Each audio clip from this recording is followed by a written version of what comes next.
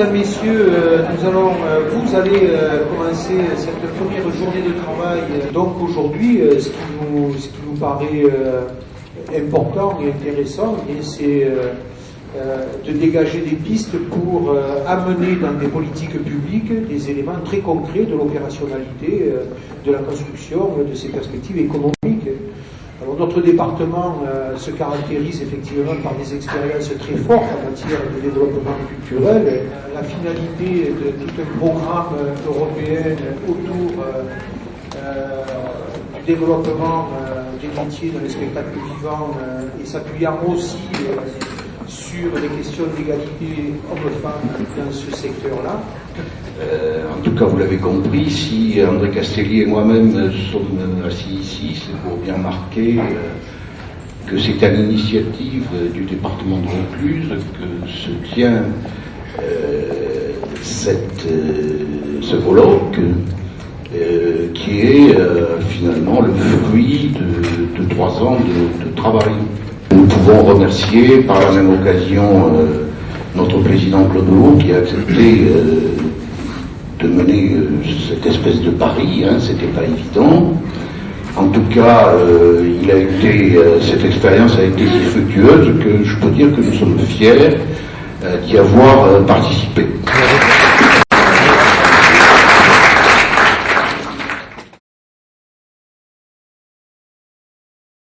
Je vais demander à tous ceux qui font partie de la table ronde numéro 1 de me rejoindre là, c'est-à-dire Marc Fouillant, Olivier Coucleberg, Jean-Michel Grémillet, Fabrice Wathelet, Frédéric Giuliani, Loïc Guénin et nos partenaires italiens Victor et Michael, qui est assez bien placé à Avignon puisque cette année 2007 a permis d'avoir 913 spectacles qui se produisent par jour en off.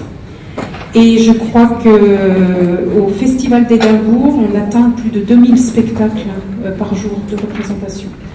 Donc voilà, alors comme nous sommes dans un séminaire transnational, évidemment nous aborderons aussi la question de la mobilité des artistes en Europe, comment repousser aussi les limites administratives de ces territoires.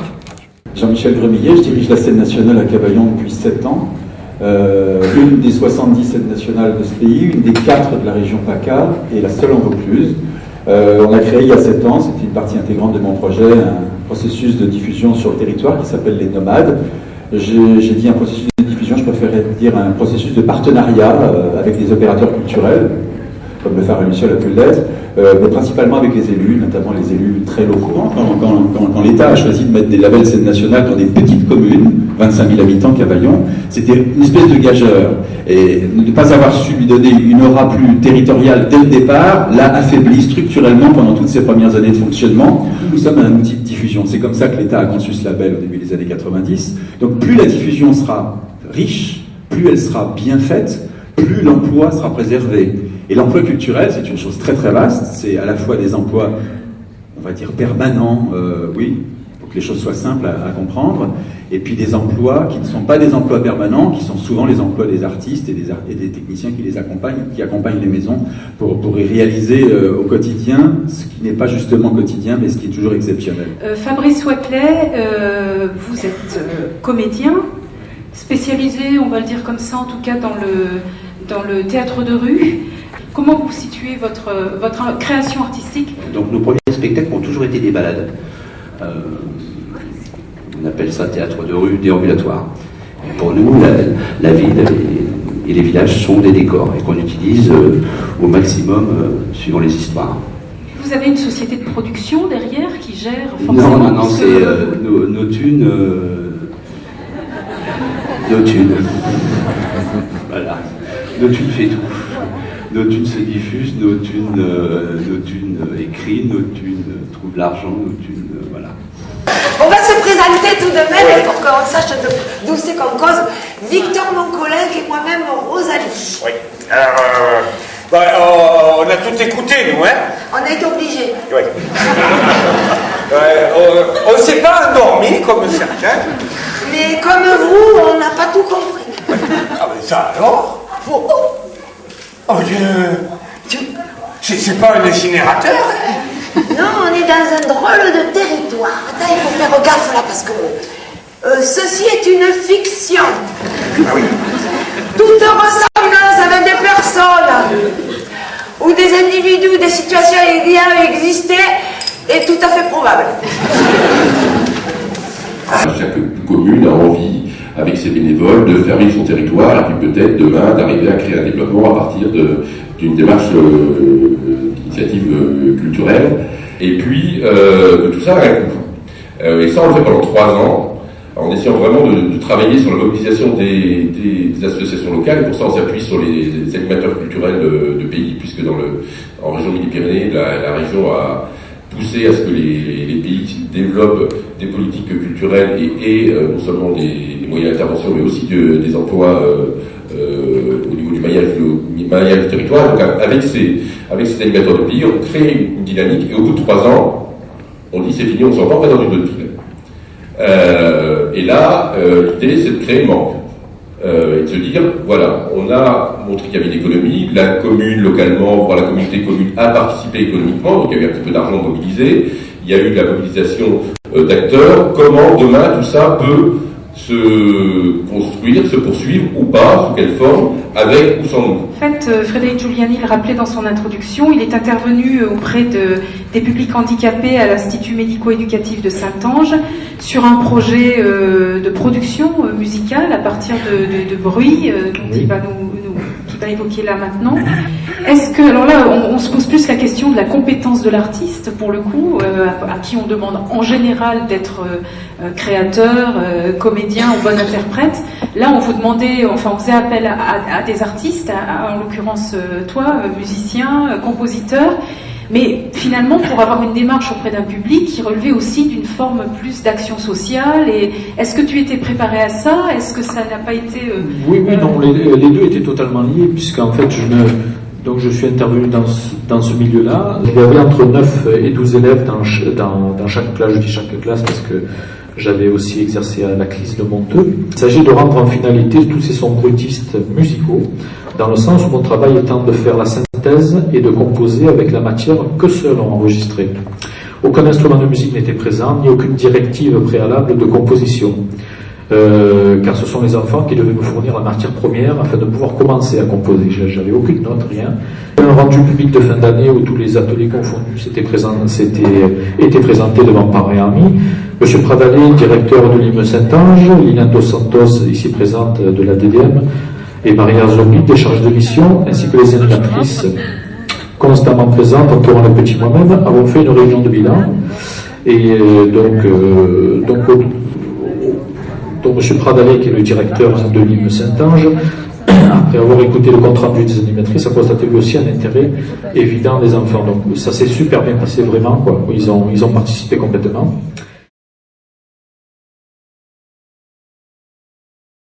La première personne qui interviendra sera Hélène Rocassera, qui se présentera, qui est de projet 84, la structure ici dans le département qui pilote, anime, fait émerger les groupements d'employeurs.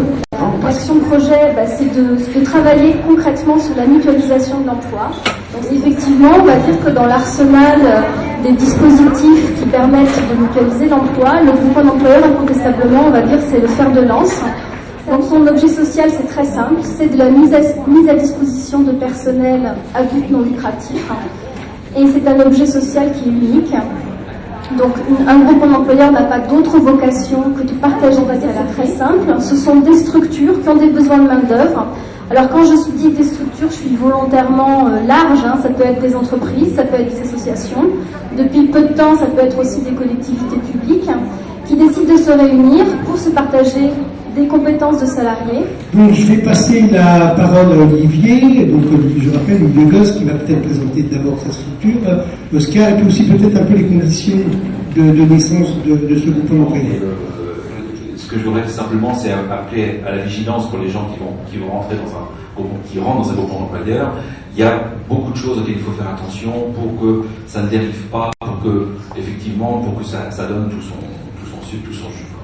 C'est une réponse à une précarité qui est réelle, qui est existante, de toutes les compagnies connaissent bien, je ne vais pas m'étendre là-dessus. Donc il faut garder un peu à l'esprit cet état de faiblesse. C'est pas parce que tout d'un coup on a ce dispositif qui est là, qui est un réel plus, qui est une bouffée d'oxygène, que tout d'un coup tous les problèmes se dissolvent et disparaissent.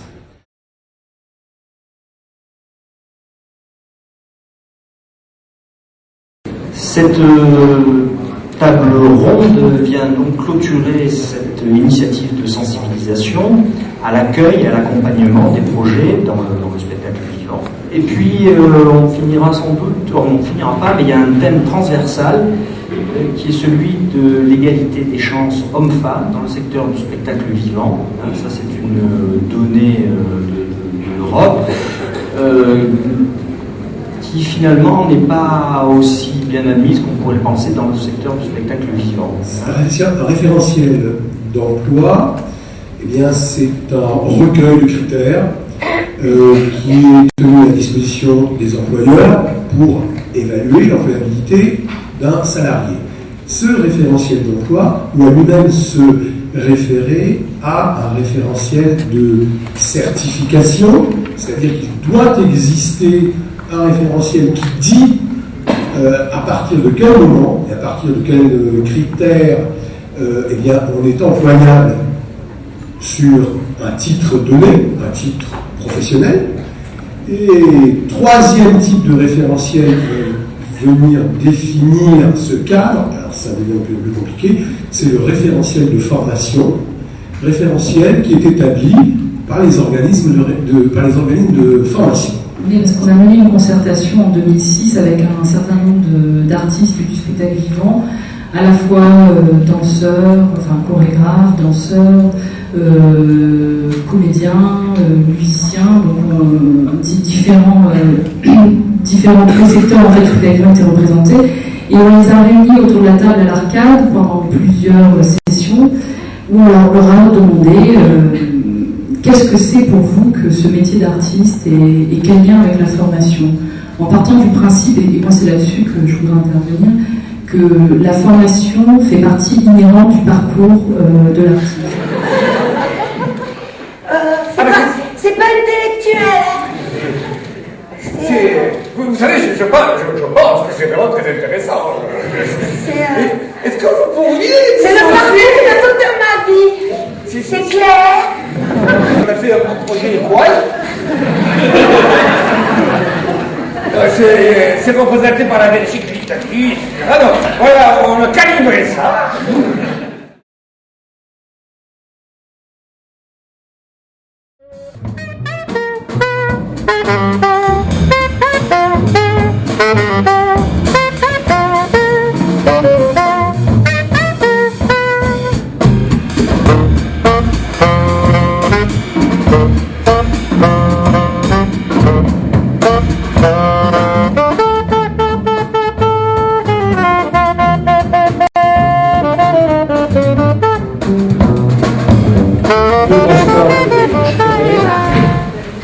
Le premier, c'est que cette filière en PACA et en Vaucluse a une vraie dynamique. Et le second, c'est que l'emploi culturel, par contre, lui, il a une réalité qui est quand même plus complexe et plus contrastée. Mon intervention consistera à situer les choses en deux points. D'abord, à revenir sur le contexte dans lequel s'insère la problématique de l'accès à l'emploi, parce qu'il me semble qu'il y a une série de grands phénomènes qui ont traversé pas simplement notre pays, mais l'environnement général dans lequel il se situe, et sur lequel il est bon d'en revenir quelques instants. Puis à revenir sur les visées des instruments d'une politique publique de régulation du marché du travail, puisque je crois que c'est de ça dont il s'agit lorsqu'on se pose la question effectivement de l'accès à l'emploi.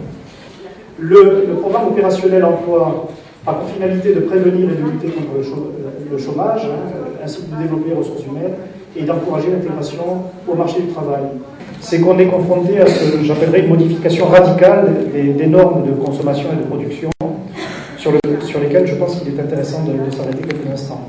Quelques considérations générales. On est sur un système de mise en œuvre de programmes. Toutes celles et ceux qui ne connaissent pas les fonds européens, qui fonctionne sur la base de la pluralité. Autrement dit, on gère des programmes et les États et l'Europe met en œuvre des programmes qui sont pluriannuelle et qui dure en moyenne entre 7 et 9 ans, voire 7 et 10 ans. On a eu à peu près 80, je crois de mémoire, 70, 80, presque une centaine de contributions avec le programme 2006. Ce programme est vraiment démarré fin 2001 ou en 2002. Il y a toujours, d'une génération à l'autre, pour des raisons différentes, à peu près 1 an et demi, 2 ans d'écart entre la date de démarrage supposée d'un programme et son démarrage réel. Pour faire simple, on a un champ de compétences qui est dévolu sur la question de la formation, avec notamment la formation des demandeurs d'emploi et des personnes sans qualification. Et on interagit également sur tout un plan, toute une série d'actions sur la question de l'emploi. Et d'une part, de rebrosser un peu les dispositifs, qui sont principalement sur l'emploi, le dispositif ADAC, qui est un dispositif qui apporte une aide dégressive aux entreprises culturelles sur 3 années, de renforcer la convention que l'on avait avec les organismes de formation. On a créé une convention très spécifique qui est unique en France sur les organismes de formation. Vous n'êtes pas sans savoir que la formation est un dispositif qui est fortement, on va dire, encadré par le droit du travail. Tout va bien, mais quand même, il y a besoin de soutien. C'est mignon. Les collectivités, l'État. Oui, j'arrive. Je suis le soutien. Je vais vous protéger. On n'avait pas parlé de prise en charge. Messieurs les représentants des délégations étrangères, le rôle qui m'est choisi à cet instant est un peu difficile parce qu'après un tel passage, un tel morceau d'humour, il est difficile de revenir sur un terrain plus austère. Je note que nos deux artistes n'ont pas caricaturer l'Europe, ce qui m'étonne parce qu'il y aurait évidemment bien sûr matière à le faire. Certains discours que j'ai entendus avant moi ont insisté sur le maquis européen, sur la difficulté à comprendre le fonctionnement des financements, et je ne peux malheureusement que dire que c'est exact, que c'est compliqué. Je vais néanmoins essayer ce soir de recadrer l'action européenne et de donner les idées les plus claires qu'il soit. Comme on l'a dit, on imagine et on a vérifié pendant ces 3 années que la condition du maintien des emplois sur le territoire se fera bien dans le cadre de la polycompétence et non plus dans le cadre uniquement de compétences repérées.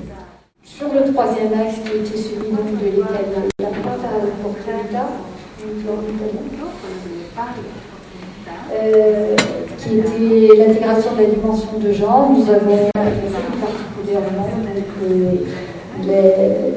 la participation des bénéficiaires en créant un groupe de témoins qui nous a accompagnés pour rechercher des solutions et les proposer aux autres activités menées dans le cadre du projet. Enseignant aujourd'hui la Charte européenne pour l'égalité des femmes et des hommes dans la vie locale, le Conseil général rejoint les quelques 650 collectivités territoriales européennes qui, depuis le lancement de la Charte en mai 2006, se sont engagées à œuvrer de manière concrète dans le cadre de leur organisation et de leur politique en faveur de l'égalité femmes-hommes.